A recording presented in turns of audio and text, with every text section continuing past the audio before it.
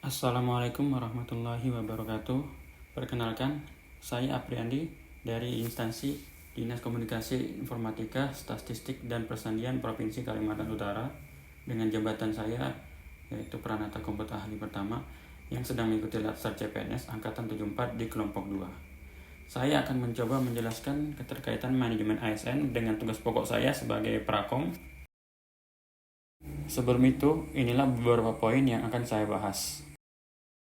Yang pertama adalah manajemen ASN, yang kedua kedudukan dan peran ASN, yang ketiga tugas pokok Prakom atau Pranata Komputer, dan keempat keterkaitan dengan tupoksi saya, yang kelima tantangan, dan yang keenam rencana ke depan.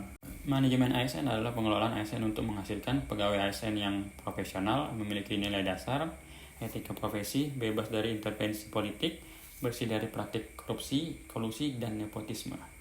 Manajemen ASN lebih menekankan kepada peraturan profesi pegawai sehingga diharapkan agar selalu tersedia sumber daya ASN unggul selaras dengan perkembangan zaman.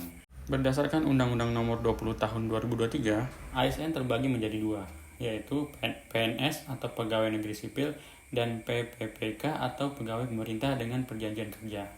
PNS sendiri merupakan warga negara Indonesia yang memenuhi syarat tertentu diangkat menjadi pegawai ASN secara tetap oleh pejabat pembina kepegawaian untuk menduduki jabatan pemerintah dan memiliki nomor induk pegawai secara nasional.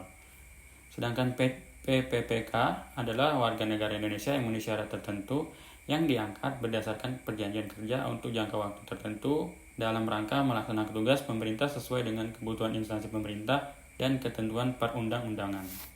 Peran ASN. Peran ASN terbagi menjadi tiga. Yang pertama, pelaksana kebijakan publik. Yang kedua, pelayan publik. Dan yang ketiga, perekat dan pemersatu bangsa. Tugas pokok Pranata Komputer Ahli Pertama. Yang pertama itu mengembangkan, merancang, menguji, dan mengelola sistem aplikasi atau aplikasi komputer. Yang kedua, melakukan pengolahan data, informasi berbasis teknologi informasi. Yang ketiga, memelihara dan mengamankan infrastruktur TI atau IT. Dan yang terakhir, memberikan dukungan teknis bagi layanan publik berbasis digital. Keterkaitan tugas pokok dengan manajemen ASN.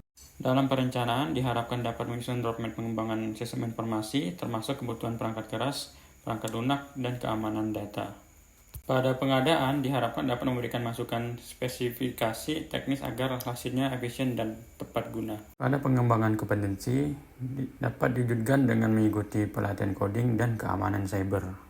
Sedangkan pengukuran kinerja dilakukan melalui target inovasi aplikasi dan peningkatan kualitas layanan digital di instansi. Namun tentu ada tantangan yang akan dihadapi, diantaranya adalah keterbatasan sumber daya TI atau IT, perubahan teknologi yang begitu cepat, rendahnya kesadaran keamanan cyber di kalangan pegawai, belum optimalnya integrasi data antar unit, dan beban kerja yang seringkali bersifat mendesak sehingga inovasi tertunda. Rencana ke depan, menurut saya ada 5 poin utama yang mungkin dapat kita lakukan. Yang pertama, meningkatkan kompetensi melalui pelatihan coding dan keamanan cyber. Yang kedua, otomasi layanan internal agar lebih efisien. Yang ketiga, mengintegrasikan data dalam satu platform tunggal. Yang keempat, meningkatkan literasi digital seluruh pegawai melalui pelatihan keamanan data. Dan yang kelima, memperkuat keamanan cyber dengan multifaktor authentication dan sistem backup yang lebih terstruktur. Demikian yang dapat saya sampaikan. Assalamualaikum warahmatullahi wabarakatuh.